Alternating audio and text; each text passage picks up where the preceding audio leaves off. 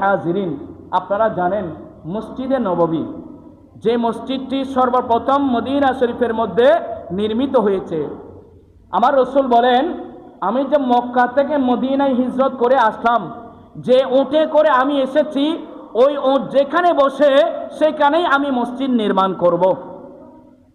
দেখা গেল আমার রসুলের উট যেই জায়গায় গিয়ে বসেছেন, তিনি একজন আনসারি সাহাবী ছিলেন। ওই আনসারি সাহাবী মৃত্যুবরণ করেছেন, কিন্তু তার দুইজন এতিম ছেলে ছিল।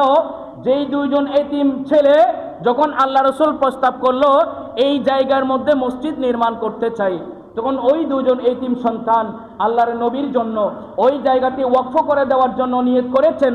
তারা বললেন, ইয়া রাসূল আল্লাহ, আপনি নবী যখন এখানে মসজিদ নির্মাণ করবেন, সুতরাং এখানে আমি আর কি চাই না, বসে যান নিচে, আমি আর কি চাই না ইয়া রাসূলুল্লাহ, কোনো সম্পদ কোনো বিনিময় আপনি নবীর কাছে চাই না। তখন আমার রসুল বললেন, তোমরা হচ্ছে দুইজন এতিম সন্তান, আমি এতিম সন্তানের সম্পদ আমি রসুল নিতে পারি না। আমার সাহাবীদের মধ্যে এমন কে আছো যে এই জায়গাটি মসজিদের জন্য নির্মাণ করব, কে করে দিতে পারবে?